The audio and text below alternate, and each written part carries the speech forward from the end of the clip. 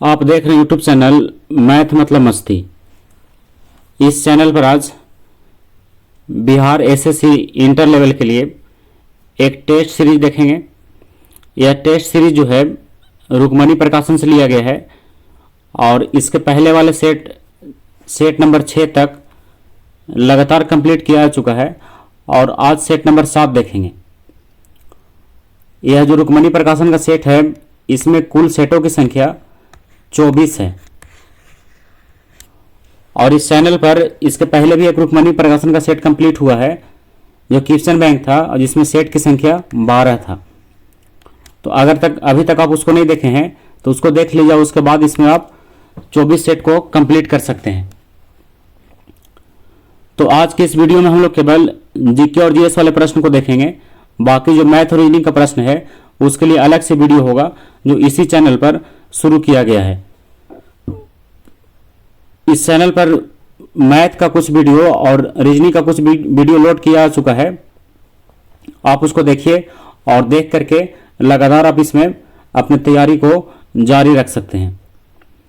तो चलिए शुरू करते हैं आज का पहला प्रश्न जो जीके और जीएस से ही संबंधित होगा और ये सेट नंबर 7वां है। तो चलिए देखते हैं आज का पहला प्रश्न। तो पहला प्रश्न है इसका कि आईसीसी T20 महिला विश्व कप 2023 कहां आयोजित हुआ तथा इसके प्रतियोगिता का विजेता कौन रहा। दोनों बताना है कि ये खेला कहां गया और इसको किसने जीता।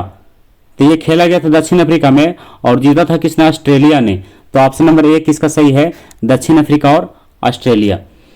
और आपको जो ये तो महिला विश्व कप का है और आपको पता होना चाहिए कि जो मेल का यानी जो पुरुष का जो विश्व कप हुआ क्रिकेट में वो भारत में खेला गया और इसका विजेता कौन रहा, इसका विजेता ऑस्ट्रेलिया ही रहा, लेकिन उप विजेता रहा कौन, भारत रहा।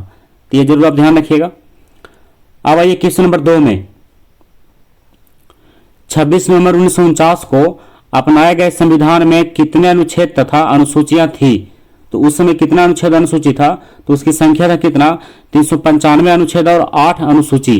तो ऑप्शन नंबर ए इसका सही है, 395 अनुच्छेद और 8 अनुसूची।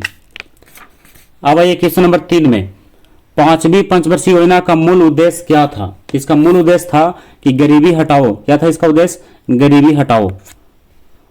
अब आइए क्वेश्चन नंबर 4 में पंचायतों एवं नगर पालिकाओं के संबंध में भारतीय संविधान में किस वर्ष लागू किया गया है। तो यह किस वर्ष लागू किया गया है, तो लागू किया गया है 1993 में, 1993। तो ऑप्शन नंबर डी इसका सही है। क्वेश्चन नंबर 5 है नाइटिंगेल ऑफ इंडिया के नाम से किसे जाना जाता है। तो जाना जाता है किसको, सरोजनी नायडू को। किसको, सरोजनी नायडू को नाइटिंगेल ऑफ इंडिया के नाम से जाना जाता है। तो ऑप्शन नंबर सी इसका सही है। क्वेश्चन नंबर 6 में आइए बिशप किस खेल से संबंधित है। तो ये किस खेल से संबंधित है, ये संबंधित है शतरंज से। तो ऑप्शन नंबर सी इसका सही होगा। अब क्वेश्चन नंबर 7 में देखिए भारत की अर्थव्यवस्था को सबसे अच्छे ढंग से किन शब्दों में व्यक्त किया जा सकता है। तो किन शब्दों में व्यक्त किया जा सकता है, मिश्रित अर्थव्यवस्था में। किसमें, मिश्रित।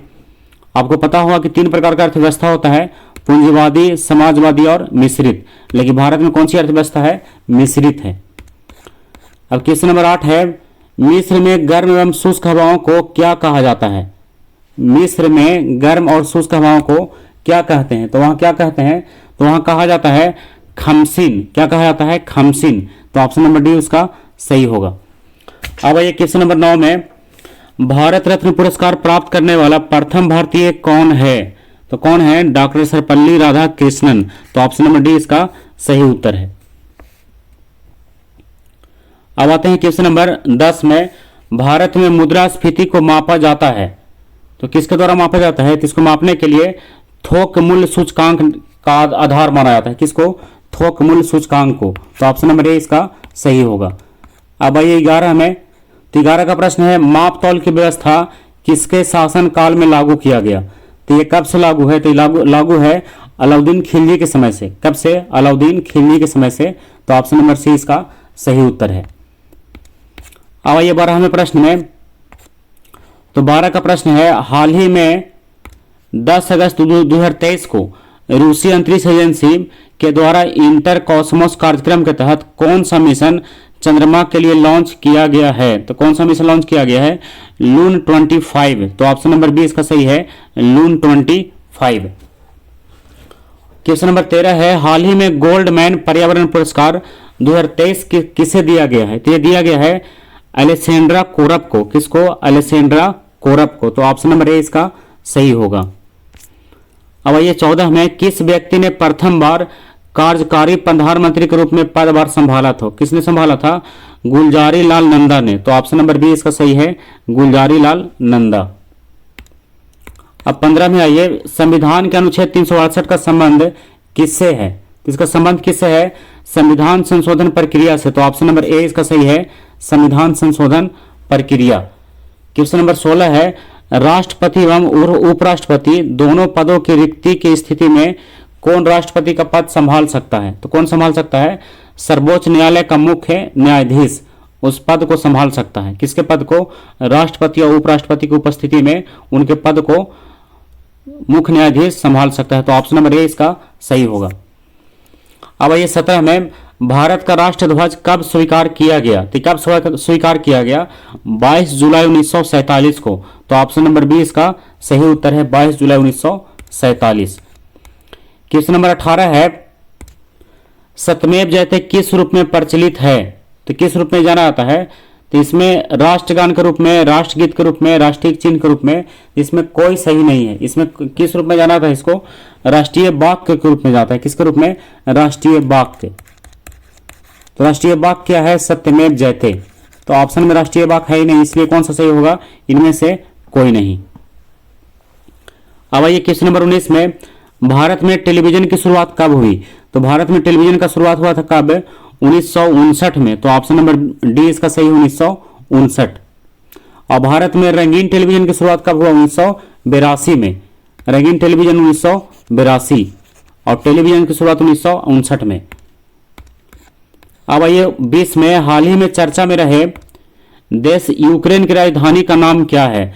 तो यूक्रेन की राजधानी है कहाँ? कीव है। कहाँ? कीव। तो ऑप्शन नंबर बी इसका सही है, कीव। इंडिया विंस फ्रीडम के लेखक कौन हैं? तो इसके लेखक हैं अबुल कलाम आजाद। तो ऑप्शन नंबर सी इसका सही है, अबुल कलाम आजाद। क्वेश्चन नंबर 22 है, एशिया की सबसे लंबी नदी कौन सी है? तो एशिया की सबसे लंबी नदी कौन है? यांग टीसी क्यांग है। तो ऑप्शन नंबर सी सही है, यांग टीसी क्यांग। यांग टीसी क्यांग नदी की कुल लंबाई कितना है? लगभग 6300 किलोमीटर है। कितना? 6300 किलोमीटर। और गंगा भारत में प्रवाहित होने वाली सबसे लंबी नदी जिसका लंबाई है 2525 किलोमीटर। देखिए ये है 2525 किलोमीटर किसका? गंगा का। और ये 6300 किसका है? यांग टीसी क्यांग का है। तो यांग टीसी क्यांग जो है एशिया की सबसे बड़ी नदी है, लंबी नदी। और जो 2525 है ये गंगा की। तो गंगा क्या है? भारत की सबसे लंबी नदी है। अब ये क्वेश्चन नंबर, अब एक चीज और इसमें ध्यान रखिए, विश्व की सबसे लंबी नदी कौन है? नील नदी है। कौन नदी? नील नदी, जिसकी लंबाई कितना है? 6690 किलोमीटर। तो ये हो गया 6690 नील नदी का, ये 6300 हो गया यांग टीसी क्यांग का, और ये 2525 हो गया गंगा नदी का। तो आप तीनों प्रश्न को जरूर ध्यान रखिएगा। अब आइए 23 में, तो क्वेश्चन नंबर 23 में है, निम्नलिखित में से कौन ठंडी जलधारा है? तो ऑप्शन के अनुसार अगर देखा जाए तो ठंडी जलधारा इसमें कौन सा है? तो लेब्राडोर। कौन सा है? लेब्राडोर। तो ऑप्शन नंबर सी सही है, लेब्राडोर। अब आइए क्वेश्चन नंबर 24 में, भारत की प्रथम महिला राजदूत कौन थी? तो कौन थी प्रथम महिला राजदूत? श्रीमती विजया लक्ष्मी पंडित। तो ऑप्शन नंबर सी सही है, श्रीमती विजया लक्ष्मी पंडित। क्वेश्चन नंबर 25 में आइए, भारतीय संघ के दक्षिणतम बिंदु तथा भारतीय मुख्य भूमि के दक्षिणी छोर में कितने अक्षांश का अंतर है? तो ये अंतर कितना है? 2 डिग्री अक्षांश का है। तो ऑप्शन नंबर ए इसका सही होगा। अब 26 में आइए, लक्षद्वीप समूह में कौन सा द्वीप शामिल नहीं है? तो कौन सा द्वीप शामिल नहीं है? मरकत द्वीप जो है लक्षद्वीप समूह में शामिल नहीं है। तो ऑप्शन नंबर ए इसका सही है। अब आइए 27 में, कांग्रेस के किस अधिवेशन में हिंदी को सर्वप्रथम राष्ट्रभाषा के रूप में प्रस्तुत किया गया? तो किस अधिवेशन में? बेलगाम के अधिवेशन में। कब हुआ था? 1924 में। तो ऑप्शन नंबर डी इसका सही होगा। 28 में आइए, चंद्रगुप्त मौर्य एवं सेल्यूकस निकेटर के बीच युद्ध कब लड़ा गया था? देखिए युद्ध कब हुआ था? 305 ईस्वी पूर्व में। कब हुआ था? 305 ईस्वी पूर्व में, तो ऑप्शन नंबर ए इसका सही है, जिसमें चंद्रगुप्त मौर्य जो है विजयी रहा था। अब आइए 29 में, कपास की खेती से संबंधित कौन सा विकल्प सत्य नहीं है? तो कौन सा विकल्प इसमें से गलत है? इसमें गलत क्या है कि इसका तापमान जो है 45 से 55 डिग्री आवश्यक है, तो यह इसमें गलत है। बाकी सब इसमें क्या है, सही है। तो कपास की खेती के लिए तापमान जो है कितना होना चाहिए, 21 डिग्री सी से 30 डिग्री सी तक, 21 से कितना तक, 30 तक, लेकिन यहां दे रहा है 45 से 55 तक, तो ये क्या है, इसमें गलत है, लेकिन ऑप्शन के अनुसार यही इसका सही होगा। अब आइए क्वेश्चन नंबर 30 में, किस राज्य में राज्य खेल पुरस्कार एवं सम्मान योजना प्रारंभ की घोषणा की है? तो किस राज्य ने किया है? तो ये घोषणा किया है किसने? बिहार ने किया है। किसने? बिहार ने। क्वेश्चन नंबर 31 है, अमोघ वर्ष प्रथम किस वंश का शासक था? तो किस वंश का था? तो यह था राष्ट्रकूट वंश का। तो ऑप्शन नंबर सी इसका सही है, राष्ट्रकूट वंश। अब 32 में आइए, मोहम्मद गौरी ने किस युद्ध में पृथ्वीराज चौहान को हराया था? तो किस युद्ध में हराया था? यह हराया था तराइन के द्वितीय युद्ध में। किसमें? तराइन के द्वितीय युद्ध में। तराइन का प्रथम युद्ध कब हुआ था? 1191 में, और द्वितीय युद्ध हुआ था 1192 में। 1191 और 1192।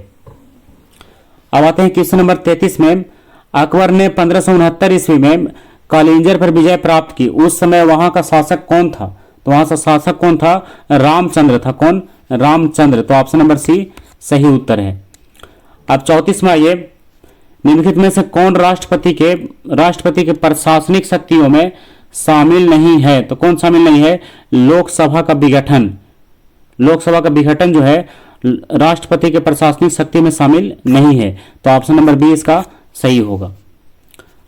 अब आइए क्वेश्चन नंबर 34 के बाद 35 में, तो 35 का प्रश्न है, निम्नलिखित में से कौन ऐसे उपराष्ट्रपति हैं जो निर्विरोध नहीं चुने गए हैं? तो कौन ऐसे उपराष्ट्रपति थे? तो उनका नाम क्या है?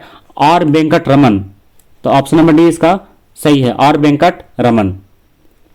अब आइए 36 में, किस संविधान संशोधन के द्वारा लोकसभा तथा विधानसभा की सदस्य संख्या को 2026 ईस्वी तक अपरिवर्तनीय कर दिया गया है?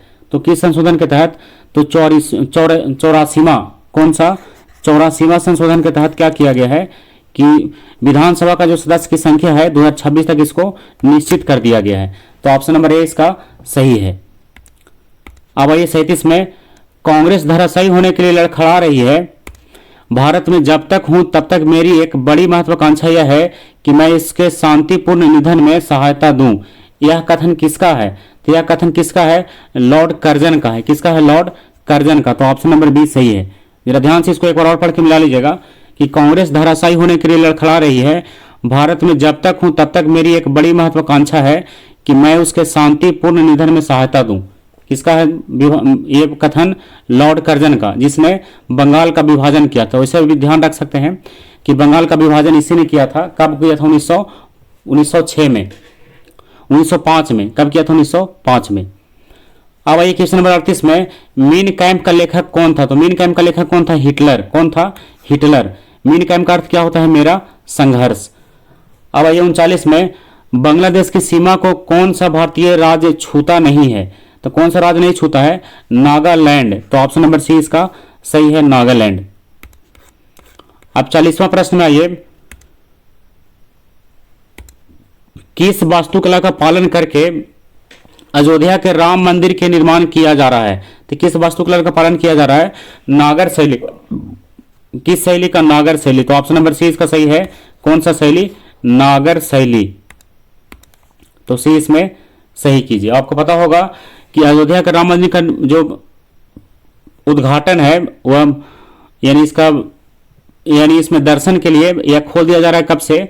जनवरी 2024 से ही इसकी शुरुआत किया जा रहा है कि यह भक्तों के दर्शन के लिए खोल दिया जाएगा। अब 41 में, राजतरंगिणी नामक ग्रंथ का फारसी में अनुवाद किसने किया? तो किसने किया था? मौलाना सौरी ने। तो ऑप्शन नंबर सी सही है, मौलाना सौरी। अब 42 में आइए, ओलंपिक खेल में भारत का पहला व्यक्तिगत स्वर्ण पदक जीतने वाला खिलाड़ी किस खेल से संबंधित है? तो किससे संबंधित है? शूटिंग से संबंधित है। किससे? शूटिंग से। तो ऑप्शन नंबर सी इसका सही है, शूटिंग। अब 42 के बाद 43 में आइए, क्रांतिकारी संगठन हिंदुस्तान रिपब्लिकन एसोसिएशन के संस्थापक कौन थे? तो इसके संस्थापक कौन थे? सचिंद्र नाथ सन्याल। तो ऑप्शन नंबर 20 का सही है सचिंद्र नाथ सन्याल। अब आते हैं 44 में। 2 जुलाई 2023 को कृषि और किसान कल्याण मंत्रालय द्वारा बैंकों से कृषि अवसंरचना कोष को बढ़ावा देने के लिए कौन सा अभियान शुरू किया गया है? तो कौन सा अभियान शुरू किया गया है? तो इसमें ऑप्शन दे रहा है कि इंडिया, भारत, नया सवेरा या एग्रो क्लिनिक। जिसका सही उत्तर है भारत। तो ऑप्शन नंबर 20 का सही है। अब आइए 45 में।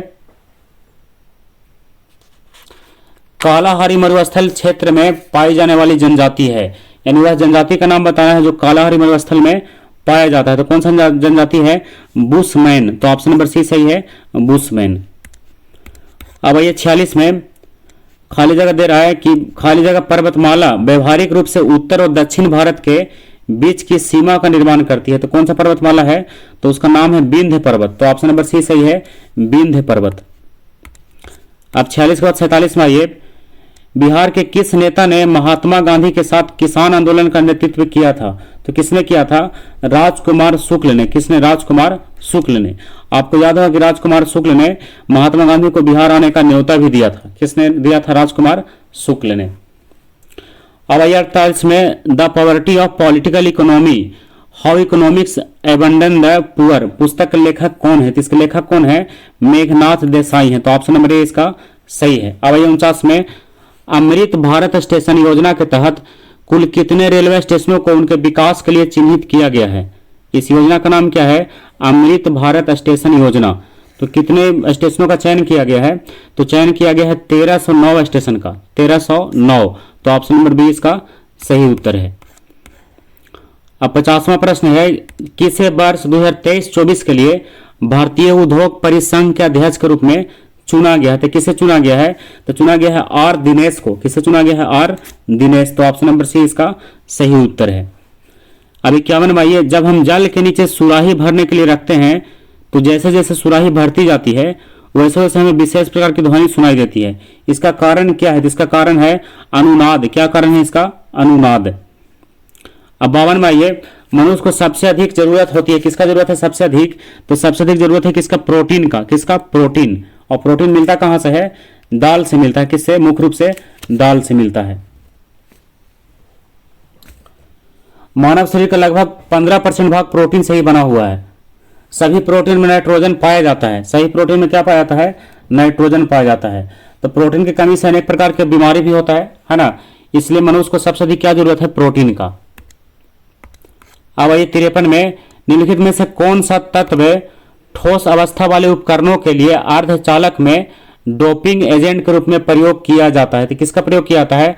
आर्सेनिक का। किसका? आर्सेनिक, जो क्या है? एक अर्धचालक यानी उपधातु है। अब आइए 54 में। एक्वारिजिया के विषय में निम्नलिखित में से कौन सा कथन सही नहीं है? तो इसमें अगर ऑप्शन देखा जाए तो इसका ऑप्शन कौन सा सही नहीं है? इसका ऑप्शन सही नहीं है कौन सा? ये ऑप्शन नंबर डी वाला। इसके पारंपरिक विलयन में हाइड्रोक्लोरिक अम्ल और नाइट्रिक अम्ल का क्रमशः अनुपात कितना होता है? 3:2 होता है। ये क्या है? इसमें गलत है। इसका अनुपात कितना होता है? 3:1 होता है। 3:1। तो इसलिए ऑप्शन डी इसका गलत है। अब आइए 55 में। कोई विशिष्ट जैव रासायनिक अभिक्रिया प्रेरित करने के लिए उत्प्रेरक के रूप में कार्य करने वाले किसी सजीव द्वारा उत्पादित पदार्थ को एंजाइम कहा जाता है। क्या कहा जाता है? एंजाइम। तो ऑप्शन नंबर बी यहां सही है। अब आइए किसमें 56 में। निम्नलिखित में से किसमें विटामिन ए बहुत अधिक मात्रा में पाया जाता है? तो किससे पाया जाता है? गाजर में। किससे पाया जाता है सबसे अधिक? गाजर में। अब आते हैं क्वेश्चन नंबर 56 के बाद 57 में। 57 का प्रश्न है। रेडियो सक्रियता के वर्ग विस्थापन का नियम का प्रतिपादन किया किसने किया था? तो किया था किसने? फजन तथा सोडी ने। किसने? फजन तथा सोडी ने। तो ऑप्शन नंबर ए इसका सही है, फजन तथा सोडी। 58 है। ऊर्जा का मात्रक क्या है? तो ऊर्जा का मात्रक जूल है। ऊर्जा का मात्रक क्या है? जूल है। तो ऑप्शन नंबर सी इसका सही उत्तर है। 59 है। रक्त संचरण संबंधी खोज किसने किया है? तो खोज किसने किया है? विलियम हार्वे ने किया है। तो ऑप्शन नंबर सी सही है, विलियम हार्वे। क्वेश्चन नंबर 60 में आइए। स्टीम इंजन का आविष्कारक कौन थे? तो स्टीम इंजन का आविष्कारक कौन थे? James Watt. कौन थे? James Watt. और कब आविष्कार किया गया था? 1825 ईस्वी में। कब? 1825 में। अब आते हैं क्वेश्चन नंबर 61 में। कार्बोहाइड्रेट का कौन सा प्रकार हमारे भोजन का मुख्य घटक है? तो कौन सा प्रकार मुख्य घटक है? तो प्रकार है कौन सा? स्टार्च। कौन सा प्रकार है? स्टार्च। तो ऑप्शन नंबर बी सही उत्तर है। किस रक्त समूह के व्यक्तियों को सार्वभौमिक दाता यानी यूनिवर्सल डोनर कहा जाता है? तो किसे कहा जाता है? ये कहा जाता है ओ को। किसको? ओ को। तो ऑप्शन नंबर ए इसका सही है। यानी यूनिवर्सल डोनर किसको कहेंगे? ओ को कहेंगे। रक्त समूह की खोज किसने किया है? लैंड स्टीनर द्वारा किया गया था। कब? 1900 ईस्वी में। कब? 1900 ईस्वी में। किसके द्वारा? लैंड स्टीनर के द्वारा। अब ये 63 में, अवशोषित भोज्य पदार्थ को प्रोटोप्लाज्म में बदलने की प्रक्रिया क्या कहलाता है? तो क्या कहलाता है? एसिमिलेशन। क्या कहलाएगा ये? एसिमिलेशन। तो ऑप्शन नंबर ए इसका सही उत्तर है। अब 64 में देखिए, अल्टीमीटर से क्या नापा जाता है? तो अल्टीमीटर से क्या नापा जाता है? भूतल से ऊंचाई नापा जाता है। तो ऑप्शन नंबर बी इसका सही है, भूतल से ऊंचाई। अब 64 के बाद 65 में आइए, निम्नलिखित में से कौन सा आयन कार्बन परमाणु के सम इलेक्ट्रॉनिक है? तो कौन सा आयन ऐसा है जो कार्बन परमाणु का सम इलेक्ट्रॉनिक है? तो कौन सा आयन है? तो सोडियम एन प्लस यानी नाइट्रोजन प्लस आयन क्या है? कार्बन परमाणु का सम इलेक्ट्रॉनिक है। तो ऑप्शन नंबर डी इसका सही उत्तर है। अब 66 में देखिए, किसी वस्तु की सभी स्थितियों के लिए कौन आभासी व सीधा प्रतिबिंब बनाता है? तो कौन बनाता है?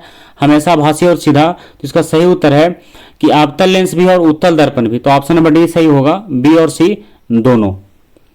अब आइए 67 में, अमोनियम क्लोराइड तथा शुष्क बुझे हुए चूने के मिश्रण को गर्म करने पर क्या प्राप्त होगा? तो इसको गर्म करने पर प्राप्त होगा अमोनिया। क्या प्राप्त होगा? अमोनिया। तो ऑप्शन नंबर सी इसका सही उत्तर है। अब 68 में आइए, चुंबकीय क्षेत्र की ओर किसी वस्तु को आकर्षित किए जाने की बजाय इसे प्रतिकर्षित किए जाने की परिघटना को निम्नलिखित में से क्या कहा जाता है? जिसको क्या कहा जाता है? इसको कहा जाता है माइसनर प्रभाव। कौन सा प्रभाव? माइसनर प्रभाव। तो ऑप्शन नंबर बी इसका सही उत्तर है।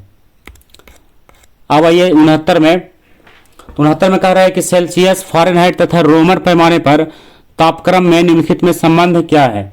तो ऑप्शन के अनुसार अगर ध्यान से देखा जाए तो ऑप्शन नंबर सी इसका सही है। कौन सा सही है? ऑप्शन नंबर इसका सी सही है। यानी सी बटा 100 बराबर एफ माइनस 32 बटा 180 और बराबर आर बटा 80। तो क्या है इसका सही उत्तर? यही है। तो ऑप्शन नंबर सी इसका सही होगा। तो आप इसमें जानते होंगे कि इसमें सी, एफ और आर में आपस में अदल बदल किया जा सकता है। जैसे सी में दिया हुआ सेंटीग्रेड में तो फ़ारेनहाइट में बदल सकते हैं, या फ़ारेनहाइट में दिया तो सी में बदल सकते हैं, या सी में दिया हो तो एफ में बदल सकते हैं, या एफ में दिया हो तो आर में बदल सकते हैं। यानी आपस में तीनों में इसको बदला जा सकता है। अब आइए 70 में, निम्नलिखित में से किस हार्मोन की रासायनिक प्रकृति स्टेरॉयड होती है? तो किसका ऐसा होता है? तो ऐसा होता है किसका? कार्टिसोल का। तो ऑप्शन नंबर डी सही है, कार्टिसोल। अब 71 में आइए, 71 का प्रश्न है, दाब तथा आवेग की बीमा क्या है? तो दाब तथा आवेग का बीमा क्या है? तो ऑप्शन नंबर ए इसका सही है। दाब तथा आवेग की बीमा क्या है? ऑप्शन नंबर ए में इसको मिलाइए, एम इनवर्स -1 और टी इनवर्स -2 ये है इसका दाब का, ये है एम एल टी इनवर्स 1 किसका? आवेग का। तो इसको आप जरूर ध्यान रखिएगा। ऐसे इसको बनाने का सूत्र होता है, आप उसको भी सीख सकते हैं। अब आते हैं क्वेश्चन नंबर 72 में, निम्नलिखित में से कौन सेलिन्ट्रेटा समुदाय के अंतर्गत आता है? किसके अंतर्गत? सेलिन्ट्रेटा समुदाय के अंतर्गत। तो कौन आता है? इसका सही उत्तर है जेलीफिश। तो ऑप्शन नंबर ए इसका सही है। अब 73 में, सर्कोप्लाज्म में क्या है? तो ऑप्शन ए में है रेखित मांसपेशी की अर्ध तरल इंटरफाइब्रिलर पदार्थ है, कि अरेखित पेशी की कोशिकाओं की कोशिका द्रव्य है, कि रेशेदार ऊतक का एक प्रकार है, कि इनमें से कोई नहीं है। तो इसका सही उत्तर है कि रेखित मांसपेशी की अर्धतल इंटरफाइब्रिलर पदार्थ, यानी ऑप्शन नंबर ए इसका सही है। अब ये 74 में, उपास्थि होती है। तो उपास्थि क्या होता है? तो उपास्थि जो है सघन तरल ऊतक होता है। तो ऑप्शन नंबर ए इसका सही है, सघन तरल ऊतक। अब 75 में आइए, रासायनिक तुल्यांक W तथा विद्युत रासायनिक तुल्यांक Z के पदों में फैराडे नियतांक का सूत्र बताना है। इसका सूत्र क्या है? इसका सूत्र है F बराबर W बटा जेड। तो ऑप्शन नंबर बी इसका सही है, F बराबर W बटा जेड। तो इस प्रकार आज के क्लास में क्वेश्चन नंबर 1 से लेकर के क्वेश्चन नंबर 75 तक जो जीके और जीएस का प्रश्न था वो सारा प्रश्न क्लियर हो गया है। अब इसमें केवल मैथ और रीजनिंग का प्रश्न बच रहा है, जिसको हम लोग अगले वीडियो में जब मैथ और रीजनिंग को देखेंगे तो इस सारे प्रश्नों को एक एक करके क्लियर करेंगे। तब तक के लिए आप जीके और जीएस के प्रश्नों को जरूर क्लियर करते रहिए। तो इसमें आपको बताए हैं कि जीके और जीएस के प्रश्नों में आप अगर इसको चाहते हैं कि इसको और बेहतरीन ढंग से क्लियर किया जाए तो उसके लिए एक बुक हम आपको बताए होंगे स्पीडी नाम से। किस नाम से? स्पीडी। और इसमें हम ये भी लगातार बताते हैं हर वीडियो में कि स्पीडी का बुक जो है ज़्यादातर रेलवे के लिए प्रयोग किया जाता है। किसके के लिए? किसके लिए? रेलवे के लिए। तो आप ये नहीं समझिए कि रेलवे के लिए बुक है ये स्पेशल। ये स्पीडी का बुक जो है इसमें इसका प्रश्न जो है बिहार एसएससी के लिए भी उतना ही इंपॉर्टेंट है। बीएसएससी जो इंटर लेवल का है इसके लिए भी क्या है, ये इतना ही इंपॉर्टेंट है। तो आप इसको लेकर के भी इससे तैयारी कर सकते हैं। डायरेक्ट इसका वन लाइनर प्रश्न जो है आप इससे यहाँ पर डायरेक्ट उसका आंसर मिला सकते हैं, है ना। आप अगर आपको याद हो तो आप डायरेक्ट इसमें आंसर इसका रख सकते हैं। किससे? स्पीडी वाले बुक से। तो आज के लिए वीडियो यहीं समाप्त होता है। अगला वीडियो जो है इसी सेट का, आज सेट नंबर कौन सा देख रहे थे हम लोग? सेट नंबर 7 था। कौन सा सेट था? Set number 7। और इसके पहले वाले सेट में क्वेश्चन नंबर सेट नंबर 1 से लेकर के 6 तक कंप्लीट किया हुआ है। और आज हम लोग देखे हैं सेट नंबर 7वां। तो अगले वीडियो में हम लोग सेट नंबर इसका 8वां भी देखेंगे। तो अगर आप अभी तक इसको सेट नंबर 1 से 6 नहीं देखे तो आप उसको भी कंप्लीट कीजिएगा, क्योंकि उसमें लगातार इसमें 24 सेट दिया है। अगर आप 24 सेट को पूरा रट जाते हैं तो एग्जाम के लिए बहुत ही इंपॉर्टेंट होगा, है ना। इसमें एग्जाम के लिए क्या हो सकता है, आप इसको याद करके अगर जाएं तो एग्जाम में बहुत आपका इससे फायदा होने वाला है। और इसके अतिरिक्त इसमें इस चैनल पर एक और सेट कंप्लीट हुआ है जो रुक्मणी प्रकाशन का ही था, और इसमें 12 सेट था। लेकिन क्या था ये? एक क्वेश्चन बैंक था। क्या था ये? क्वेश्चन बैंक था। तो आप उसको भी जरूर कंप्लीट रखिए, क्योंकि क्वेश्चन बैंक के द्वारा ये अनुमान लगता है कि बिहार एसएससी में जो प्रश्न है वो किस चैप्टर से ज्यादातर पूछा जा रहा है। तो उससे भी आप फायदा उठा सकते हैं। तो चलिए आज का वीडियो यहीं समाप्त करते हैं। अगला वीडियो फिर इसी टेस्ट सीरीज का 8वां होगा। तो तब तक के लिए बाय।